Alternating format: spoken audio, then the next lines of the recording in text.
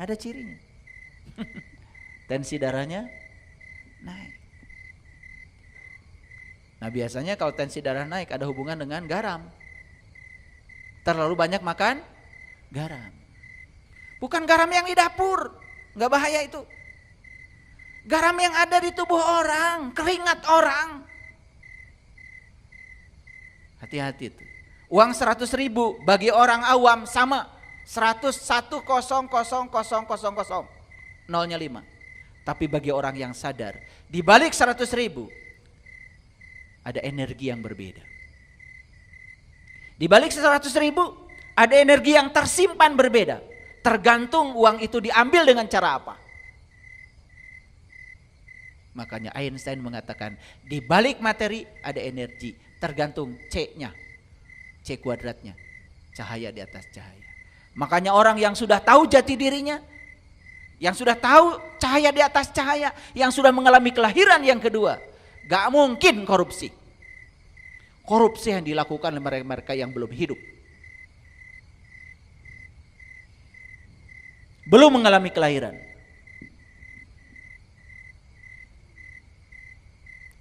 Jadi Musa minta apa buat kaumnya? Minta air. Air itu lambang dari kelembutan, kesejukan, kekuatan, fleksibilitas. Air dimasukkan ke botol jadi botol. Air masukkan ke gelas jadi gelas. Tergantung tempatnya. Air itu mengajarkan fleksibilitas, mengajarkan kemampuan adaptasi yang luar biasa. Makanya orang yang sudah tinggi ilmunya, adaptif terhadap segala situasi. Gak usilan, gak baperan, dia bisa menerima semua orang apa adanya. Makanya dia damai. Udah selesai dengan dirinya sendiri. Pertanyaan, kapan Bapak Ibu mau memukul batu itu dengan tongkat? Kapan? Supaya terpancar 12 mata air. Kalau sudah terpancar 12 mata air, Allah, Rasul dan hamba sudah gumulung manunggal menjadi satu kesatuan. Solatnya doim, tidak bergantung pada waktu lagi. Solatnya sepanjang waktu. Bapak Ibu, semua orang kalau lagi solat duhur 4 rakaat, kan gak ada sedang ngomongin orang. Ada gak orang lagi solat ngomongin orang? Ada gak orang lagi solat korupsi? Ada gak orang lagi sholat merugikan orang lain? Enggak, keur sholat mah. Semua dilakukan itu setelah selesai sholat.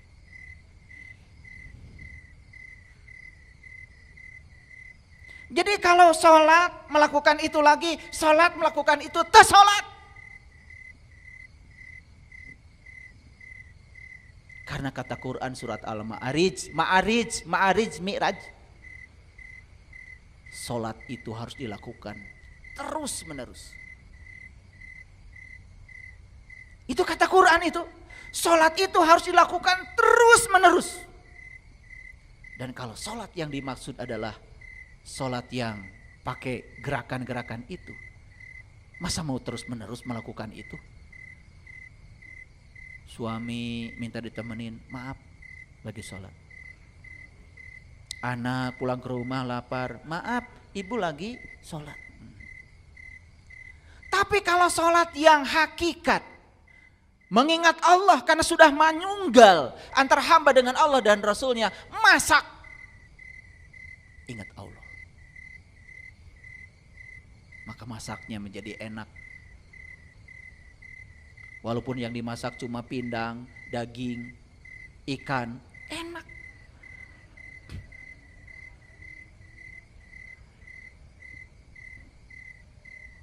Ada riset yang bagus. Konon kabarnya kalau orang masak tidak punya cinta, katanya yang dimasak itu hasilnya beda frekuensinya, beda energinya.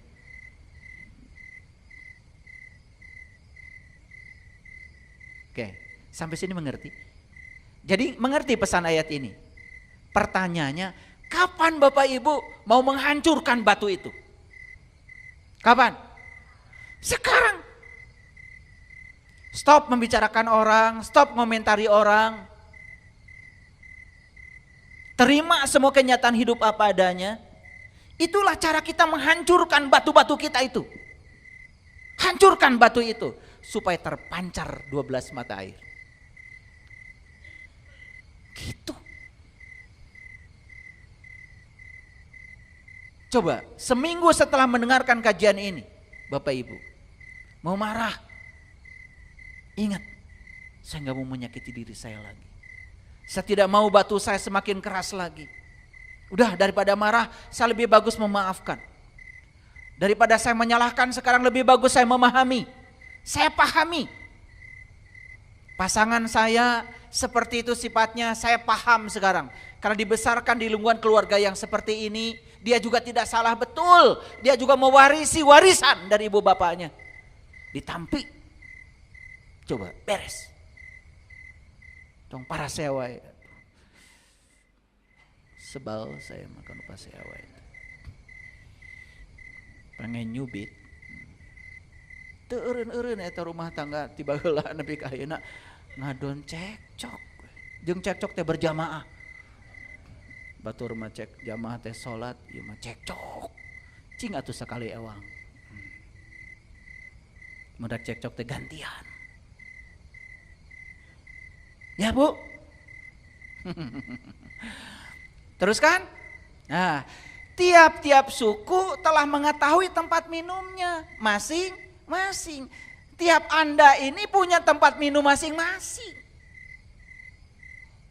Ada sumber air di sini, ada sumber kehidupan di sini. Siapa itu? Allah Al-Latif, Allah yang Maha Lembut, tidak pernah meninggalkanmu, lebih dekat kepadamu daripada urat nadi leher. Tiap-tiap orang punya tempat minumnya sendiri-sendiri. Jangan cari tempat minum di luar dirimu.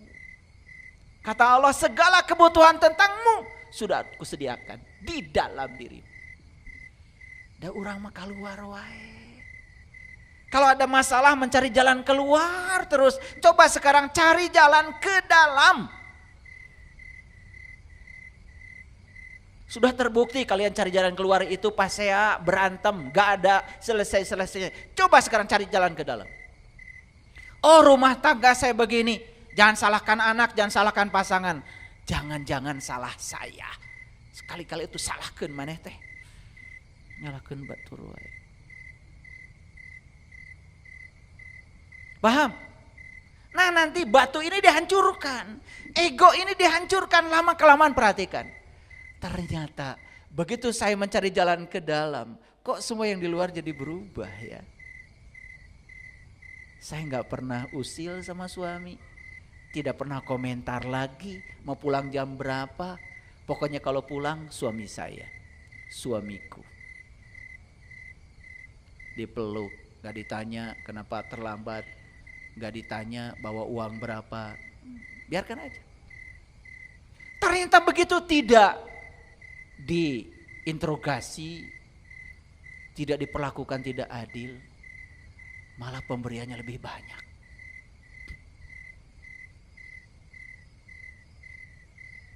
Karena kita mengubahnya ke dalam. Anak salah, anak nakal, terus digebukin anak. Tanya itu anak melihat itu, melakukan itu dari mana? Jangan-jangan kan melihat kita. Coba begitu. Paham? Jadi tiap orang ada tempat minumnya? Ada.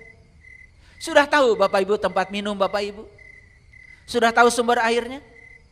Ya Allah. Makanya disitulah kita harus mengalami kelahiran yang kedua. Cari orang yang tahu, yang menunjukkan sumber air keberkahan kita, sumber kesejukan kita. Aduh, sagaranya ada di sini Bapak Ibu. Ada di sini, ya Allah. Bukan di mall, bukan di negara tertentu, bukan di sini kata Allah. Di tiap-tiap Anda ada tempat minum Anda, sudah disediakan Allah. Sayang, sagara kesejukan itu belum dijangkau. Danau kesejukan itu belum kita jangkau sampai sekarang, karena kita tidak pernah menyelam ke dalam. Loba ting keluar. Maka kata Allah, makan dan minumlah. makan dan minumlah. Rezeki dari Allah. Rezeki dari Allah yang sebenarnya adalah Allah itu sendiri. Kumaha tuh cara makan dan minumnya. Gak bisa lewat mulut ini. Maka kenali dirimu. Kenali dirimu. Diri sejatimu itu punya mulut sendiri untuk memakannya. Bukan dengan ini. Kalau di Quran surat Al-Kahfi dikatakan, lihatlah makanan yang lebih baik. Di Quran surat Al-Kahfi ternyata makanan bukan dimakan, tapi dilihat. Berarti untuk bisa melihatnya harus terbuka dulu dong mata kolbunya. Ini masih merem. Ya Allah, pantesan kering kerontang jiwa kita ya. Sudah duit gak punya, kepala pusing. Aduh, hidup jadi neraka terus tiap hari ya. Paham sampai di sini? Lihat ayat terakhir dari Allah. Ya. Allah mengatakan, dan janganlah kamu berkeliaran di muka bumi. Mana bumi? Nih, bumi. Bumi itu diri kita. Dan jangan bikin kerusakan di sini. Maaf Bapak Ibu. Kebanyakan manusia setiap hari bikin kerusakan di sini. Perlu saya kasih contoh? Nih saya kasih tahu. Apa yang kita makan?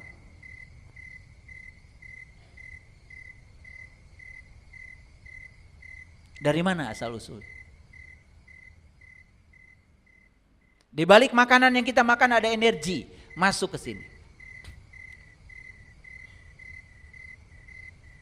Saya makannya sudah bagus Pak, sudah dihalal, sudah dizakati, bagian untuk orang lain sudah saya keluarkan. Bagus. Gimana urutan makannya? Oh saya kalau makan, pertama saya makan nasi dulu, saya makan daging, makan ayam, makan ikan. Setelah itu kalau keceklek baru minum. Setelah itu baru makan buah. Cuci mulut. Waduh. Kalau orang model makan kayak gitu, urutan makannya udah salah, pasti lambungnya itu masalah. Kadar asam lambungnya tinggi. Kenapa? Yang masuk nasi dulu, ikan dulu, semua yang padat-padat. Bagaimana lambung mau melarutkan makanan yang masuk padat? Begitu minum air itu pun kalau keceklek, air kesambat di atas. Jadi air tidak bisa melarutkan makanan. Akibatnya lambung bekerja keras seperti mesin cuci. Nyucinya banyak, sabun sudah masuk, ari cai poho.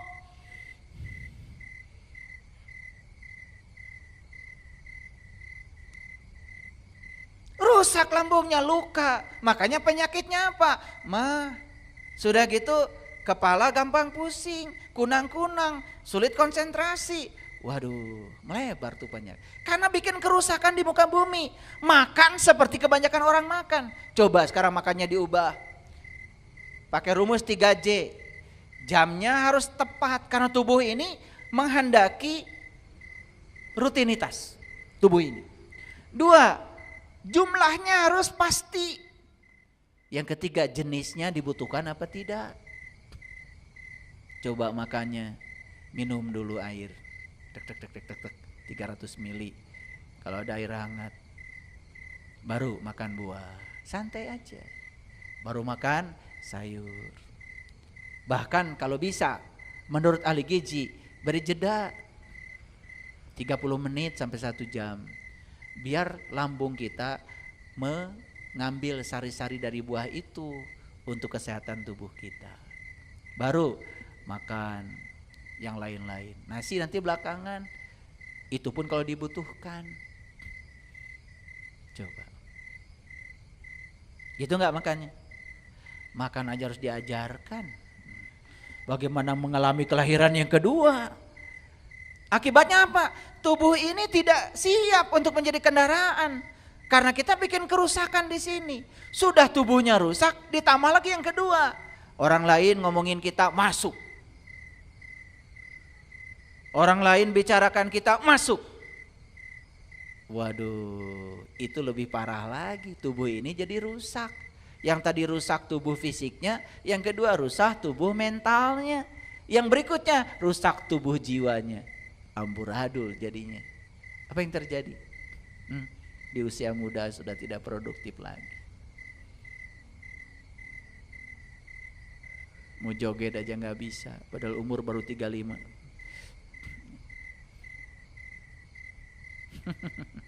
Kartos Bu? Kartos ini? Jadi apa intisari dari ayat ini? Kapan batu yang sudah mengeras itu mau dipukul? Kapan? Sekarang. Bagus. Bagus. Ya. Coba dilempar pakai batu, sakit apa tidak? Kalau dilempar pakai air, malah sejuk. Betul nggak? Itu. Makanya yang masih membatu coba. Kalau membatu keluar dari sini kata-katanya pasti aja menyakitkan. Tatapannya penuh dengan curiga. Saudara datang ke rumah aja kangen, langsung ditutup pintu, bejakeun eueuh di imah. Bisa ngenyem duit.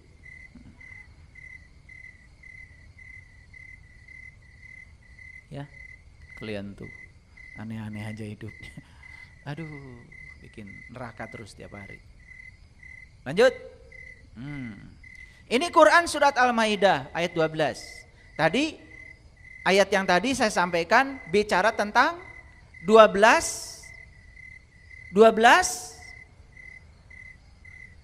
mata air kan? Kalau sudah muncul 12 mata airnya di sini, aduh, orang yang kayak gitu. Lembut, bijaksana. Keun we can aya mah tuh tong demutan. Da abdi mah teu nabutkeun. Didoakeun nya sing sarejekina. Tos tong demutan. Nah. Sudah terpancar tuh 12 mata air. Yang masih membatu mah, ari mana janji teh kumaha apan kamar.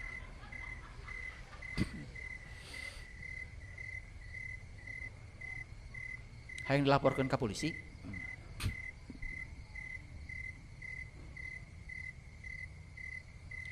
Orang kayak gitu, aduh, nggak dirindukan. Manuk itu hayang papanggih jeung jelema kitu. Jigana kuntilanak ke sarieun si eta.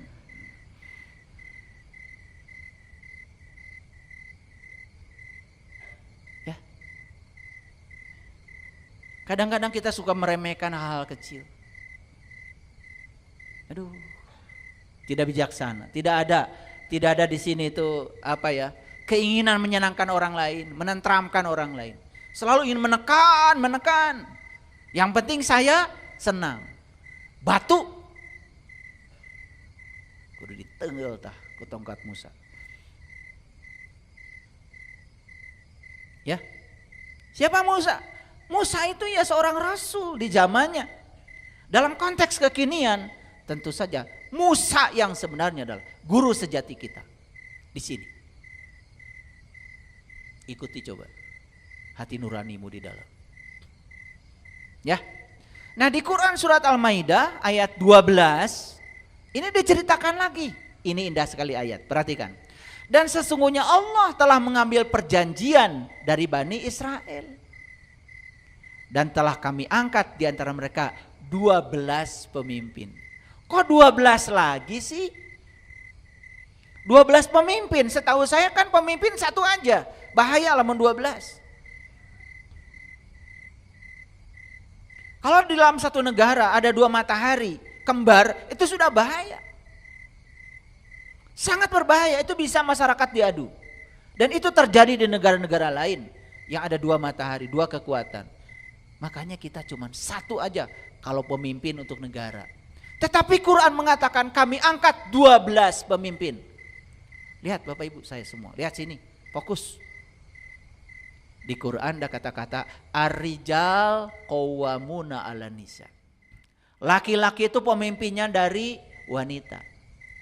Laki-laki itu siapa? Laki-laki itu rohani. Wanita siapa? Wanita itu jasmani. Orang yang ruhaninya sudah waras, sudah mengalami kelahiran yang kedua, pasti akan bisa memimpin tubuhnya, memimpin jasmaninya. Gak mungkin bikin kerusakan di muka bumi ini lagi. Teh nyeri hatean, tidak baperan, karena takut bikin kerusakan di muka bumi ini. Itu. Nah, kenapa di sini ada 12 pemimpin? Ulangi lagi. Laki-laki pemimpin wanita. Laki-laki hakikatnya apa? Rohani. Wanita hakikatnya apa? Jasmani. Betul nggak kita berpasangan, Ibu? Sejak dari diciptakan oleh Allah tuh kita sudah berpasangan. Da urang mah pasangan teh teu oleh caroge we jeung bojo. Itu mah pilihan. Pasangan itu mutlak.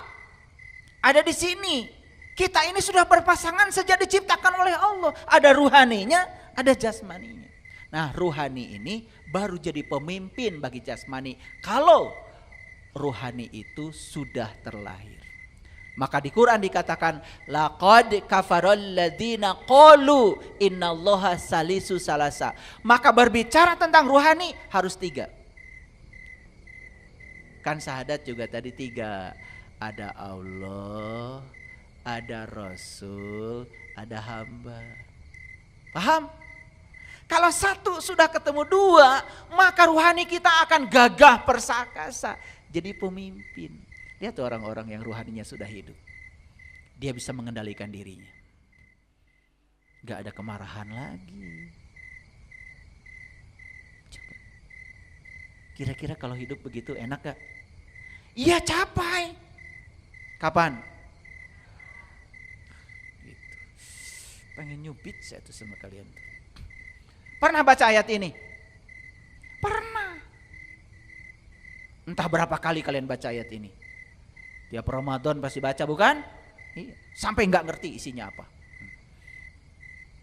Nah, sekarang saya bacakan. Ya. Makanya di sini tidak ada tes baca Al-Quran, nggak ada. Kalau mau yang begitu silahkan cari tempat lain. Karena banyak yang mengajarkan itu. Kalau di sini ngajarin itu kan nanti Quran nggak tersentuh-sentuh isinya. Saya ingin membukakan isinya. Saya ingin membukakan mutiaranya Al-Quran. Mengerti sekarang? Makanya yang diangkat untuk menjadi 12 pemimpin Bani Israel. Orang yang berjalan menuju Tuhan. Yuk berjalanlah menuju Tuhan. Dan hebatnya Allah. Ketika Allah menghendaki hambanya menuju Dia dan Rasulnya, maka pintu-pintu dunia oleh Allah ditutup sementara waktu.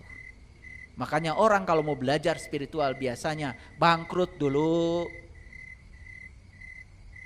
amburadul dulu, udah pensiun baru cari saya. Makanya kalian ini ingin katanya Allah nomor 1, bohong. Allah mah engke upami abdi tos pensiun. Abdi mah ngaos teh engke upami tos pensiun, meh jongjon.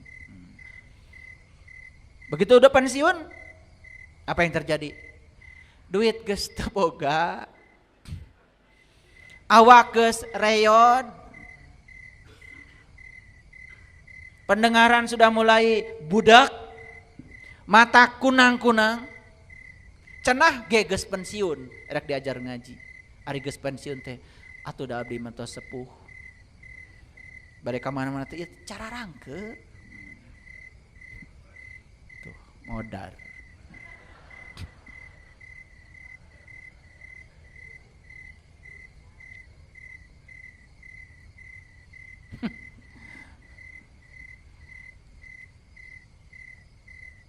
Padahal kalau ngomong tuh kayak yang bener ya kita itu ya. Inna sholati wa nusuki wa mahyaya wa mamati lillahi rabbil alamin. Gusti abdi mah hirup abdi maut abdi. Mangga nyangkeun ka Gusti. Cek Gusti teh, eta hirup anu geus pengsiun teh.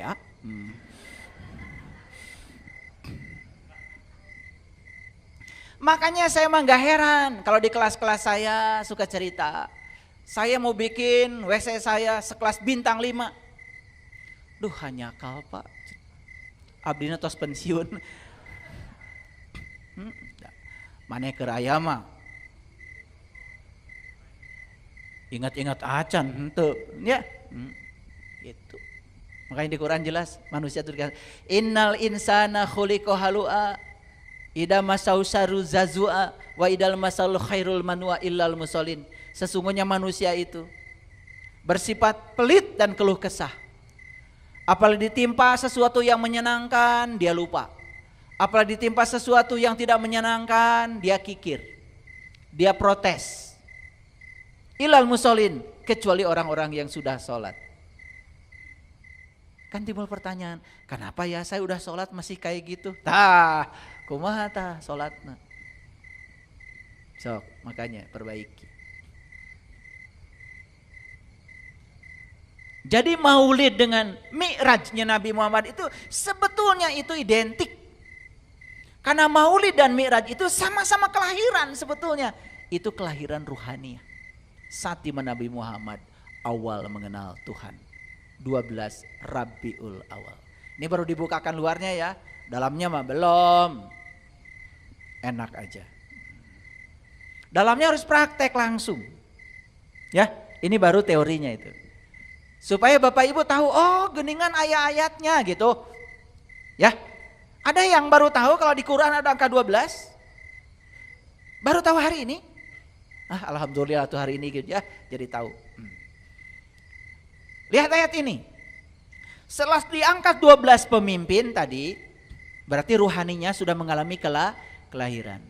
Kenapa?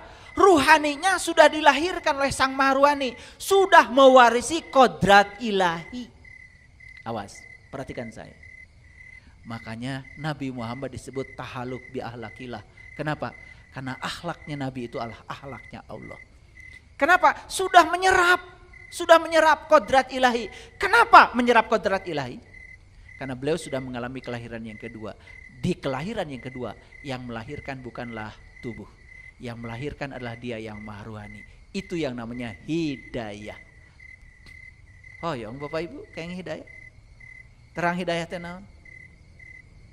Tuh. Hoyong cenanya. Ari taros hidayah teh naon? Teuing da ceuk batur oge alus cenah hidayah teh. Dah Masjid abdi ge eta namina Al Hidayah. Hidayah itu bahasa Arab dari kata hudan. Hidayah itu al-hidayah berarti petunjuk. Nyata, bungkelekan, aya barangna, al-hidayah. Gitu.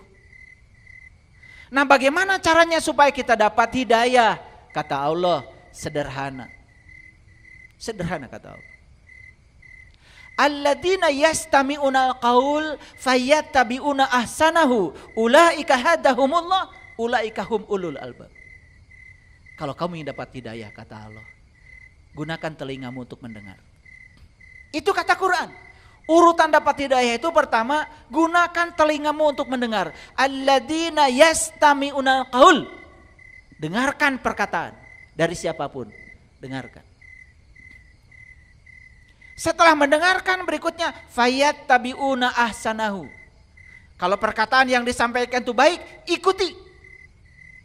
Kalau masuk akal, ikuti. Percuma Bapak Ibu dengar saya bicara seperti ini kalau nggak diikuti. Percuma kalau cuma mendengar, masih jauh dari hidayah. Karena urutan hidayah pertama mendengar, yang kedua mengikuti. Fayattabi'una ahsanahu ulaika hadahumullah. Baru yang ketiga kamu akan dapat hidayah. Jadi hidayah tidak bisa disampaikan tanpa upaya kita. Jadi hidayah itu mendengar, mengikuti. Jadi Bapak Ibu setelah hadir di sini, ini baru gerbang hidayah, mendengar. Berikutnya apa? Fayattabi'una ahsanahu, ikuti. Baru berikutnya dapat hidayah. Apakah itu selesai? Belum. Puncaknya hidayah adalah ulaika hum ulul albab. kalian harus jadi ulul albab. Siapa ulul albab? Allazina yazkurunallaha qiyaman wa qu'udan wa ala junubihim. Orang yang bisa mengingat Allah berdiri, duduk dan berbaring. Jadi ternyata puncaknya hidayah itu ingat kepada Allah. Ya Allah, eling lan waspodo. Itu leluhur kita ngajarkan itu. Keren ya leluhur kita. Ajaran Nusantara itu eling lan waspodo. Wah, keren. Ajaran Qur'annya ulul albab. Ulu itu hanya pemilik, albab itu dari kata lub. Lub itu kalbu. Jadi ulul albab bahasa lainnya adalah ahlul bait.